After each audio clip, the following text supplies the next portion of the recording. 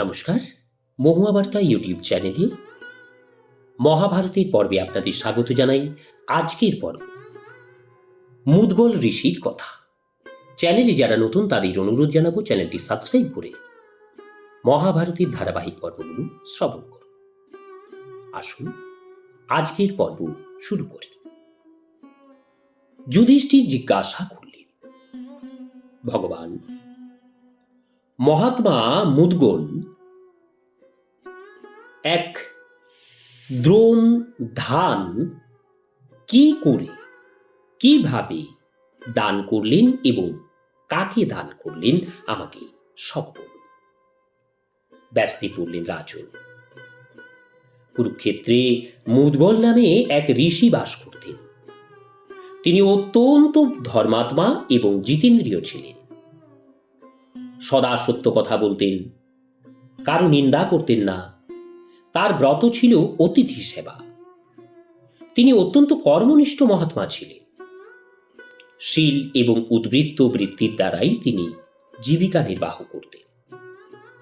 15 দিনে এক দ্রোণ ধান জমাতেন। তার দ্বারা তিনি ইষ্টিকৃত নামক যজ্ঞ করতেন এবং 15তম দিন প্রত্যেক অমাবস্যা এবং পূর্ণিমা তিথিতে দর্শ পৌর্ণমাস যজ্ঞ করতেন। যজ্ঞে দেবতা এবং অতিথিদের সেবার পর যে অন্ন উদ্বৃত্ত হতো তার দ্বারা সপরিবারে জীবন নির্বাহ করতেন। তার সংসারে স্ত্রী পুত্র এই 3 জন ছিলেন। 3 জনেই এক পক্ষে একদিনেই আহার করতেন। মহারাজ, তার প্রভাব এমনই ছিল যে দেবরাজ ইন্দ্র দেবগণ সহ তার যজ্ঞে স্বয়ং উপস্থিত হয়ে যজ্ঞভাগ গ্রহণ করতেন। এইরূপ মুনিবৃত্তিতে অবস্থান করে প্রসন্ন চিত্তে অতিথিদের অন্নদান করা, এই ছিল তার জীবনের ব্রত। কারো প্রতি দেশভাব না রেখে অত্যন্ত শুদ্ধভাবে তিনি দান করতেন। তাই তার এক দ্রোণ অন্ন 15 দিনের মধ্যে কখনো শেষ হতো না, বেড়েই চলত। বহু ব্রাহ্মণ এবং বিদ্বান ভোজন করলেও তার কখনো কম পড়ত না। মুনির এই ব্রতের খ্যাতি বহু দূরে ছড়িয়ে পড়েছিল।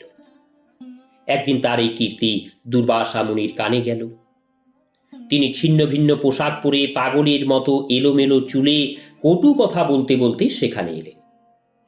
এসেই বললেন, হে বিপ্রবর, আপনার জানা উচিত যে আমি এখানে খেতেই এসেছি।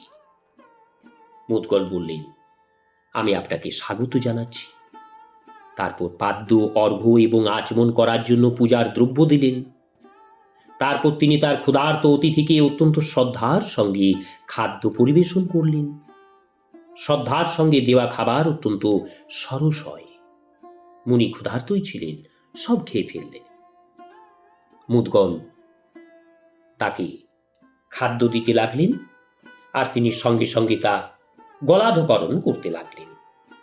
শেষে উঠবার সময় যেটুকু অন্ন বেঁচেছিল তা শরীরে মেখে নিয়ে যেদিক থেকে এসেছিলেন সেদিকেই চলে গেলেন। এরপরে দ্বিতীয় যজ্ঞের দিনেও এলেন এবং আহার করে চলে গেলেন। মুদগল মুনিকে সপরিবারে ক্ষুধার্তই থাকতে হল। তিনি আবার অন্ন সংগ্রহ করতে লাগলেন। স্ত্রী এবং পুত্র তাকে সাহায্য করতে লাগল। ক্ষুধার জন্য তাদের মনে কোনো প্রকার বিকার বা ক্ষোভ ছিল না। ক্রোধ, ঈর্ষা বা অসম্মানের ভাবও আসেনি। তারা একই রকম শান্ত ছিলেন। পরে যজ্ঞের দিনে দুর্বাসা মুনি আবার উপস্থিত হলেন। তো এইভাবে তিনি 6 বার প্রত্যেক যজ্ঞে হাজির হলেন। কিন্তু মুদগল মুনির মনে কোনো প্রকার বিকার উপস্থিত হয়নি। প্রত্যেকবারেই তার চিত্ত শান্ত এবং নির্মল ছিল। দুর্বাসা মুনি তা লক্ষ্য করে অত্যন্ত প্রসন্ন হলেন। তিনি মুদগল মুনিকে বললেন, মুনি, ইহ জগতে তোমার সমান দাতা আর কেউ নেই। ঈর্ষা তো তোমাকে ছুতেই পারে না। বড় বড় ধার্মিক ব্যক্তিকেও ক্ষুধা কাবু করে দেয় এবং ধৈর্য হরণ করে। জীবকে রসনা বলা হয়। সে সর্বদা রস আস্বাদন করে এবং মানুষের চিত্তকে রূপের দিকে আকর্ষণ করতে থাকে। আহারের দ্বারাই প্রাণ রক্ষা পায়। মন এত চঞ্চল যে তাকে বশে রাখাই কঠিন বলে মনে হয়। মন এবং ইন্দ্রিয়ের একাগ্রতাকেই নিশ্চিত রূপে তপস্যা বলা হয়। এইসব ইন্দ্রিয়কে বশে রেখে ক্ষুধার কষ্ট সহ্য করে অত্যন্ত পরিশ্রমে প্রাপ্ত ধন শুদ্ধ চিত্তে দান করা অত্যন্ত কঠিন। কিন্তু তুমি এসব প্রমাণ করেছ। তোমার সঙ্গে সাক্ষাৎ করে আমি অত্যন্ত প্রসন্ন হয়েছি। আমার উপর তোমার অনুগ্রহ মেনে নিচ্ছি। ইন্দ্রিয় জয়, ধৈর্য, দান, সম, দম, দয়া, সত্য এবং ধর্ম এসবই তোমার মধ্যে পূর্ণরূপে বিদ্যমান। তুমি শুভকর্মের দ্বারা সমস্ত লোক জয় করেছ, পরম পদ প্রাপ্ত হয়েছ। দেবতারাও তোমার মহিমা গান করে সর্বত্র ঘোষণা করছে। দুর্বাসা মুনি যখন এই কথা বলছেন, তখন এক বিমানে করে দেবতার দূত সেখানে এসে পৌঁছলেন।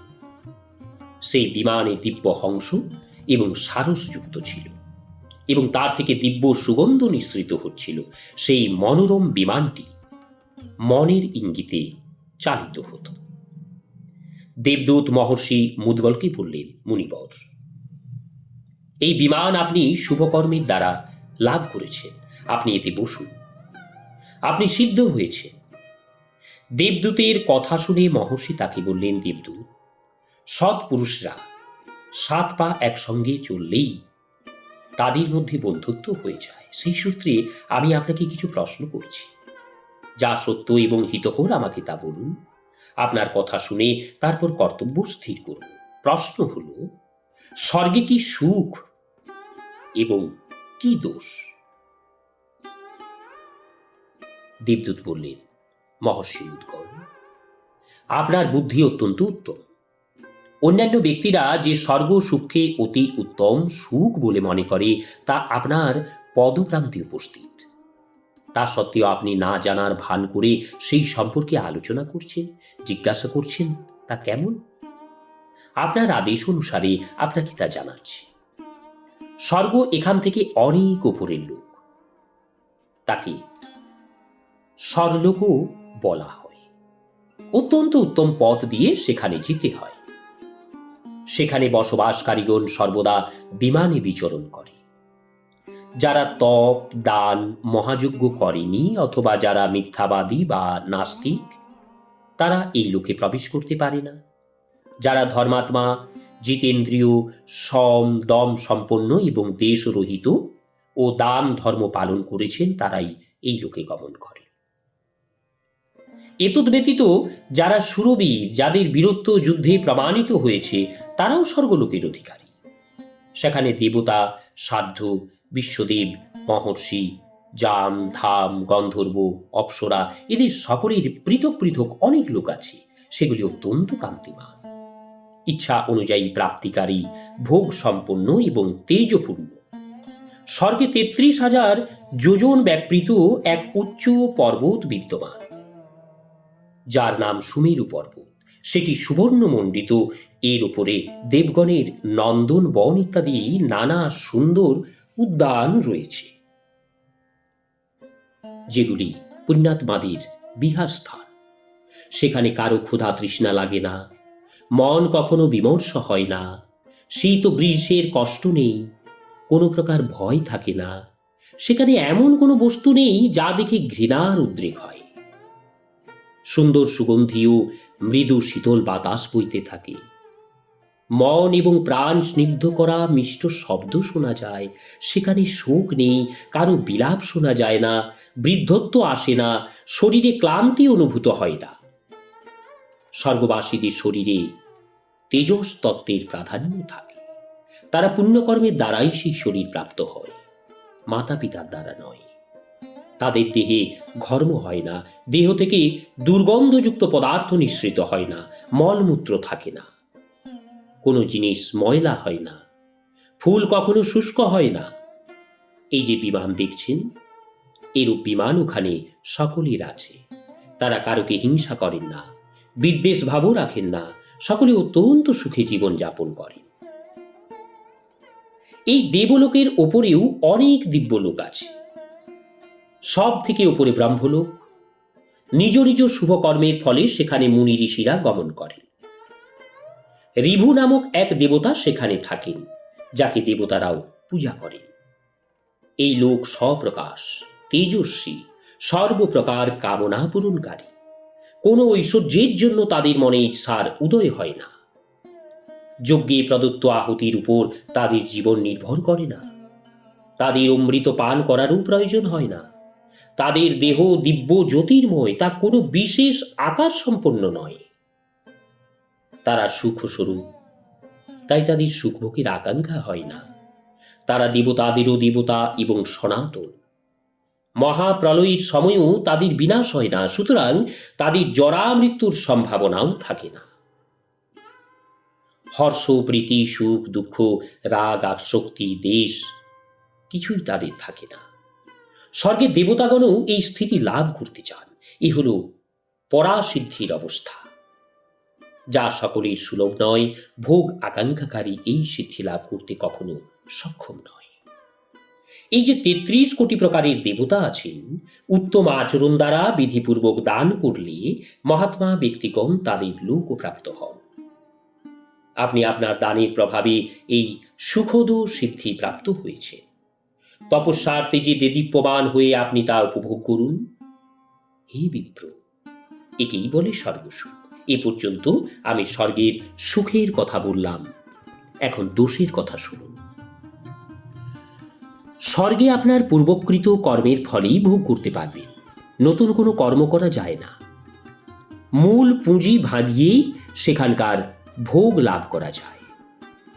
আমার মনে হয় এটি ওখানকার সব থেকে বড় দোষ, এবং একদিন না একদিন সেখান থেকে পতন হবেই। সুখদায়ক ঐশ্বর্য উপভোগ করে নিম্নস্থানে পতিত প্রাণীদের যে বেদনা এবং অসন্তোষ হয় তা বর্ণনা করা কঠিন। স্বর্গ থেকে পতনের সূচনা হয় তাদের গলায় মালা শুকোতে আরম্ভ করলে। তাই দেখে তাদের মনে ভয় ঢুকে যায় যে এবার পতিত হলাম। তাদের উপর রজগুণের প্রভাব পড়ে। পতিত হওয়ার সময় তাদের বুদ্ধি চেতনা লুপ্ত হয়ে যায়। ব্রহ্মলোক পর্যন্ত যত লোক আছে সবার মধ্যেই এই ভয় বজায় থাকে। মুদগল বললেন, আপনি তো স্বর্গের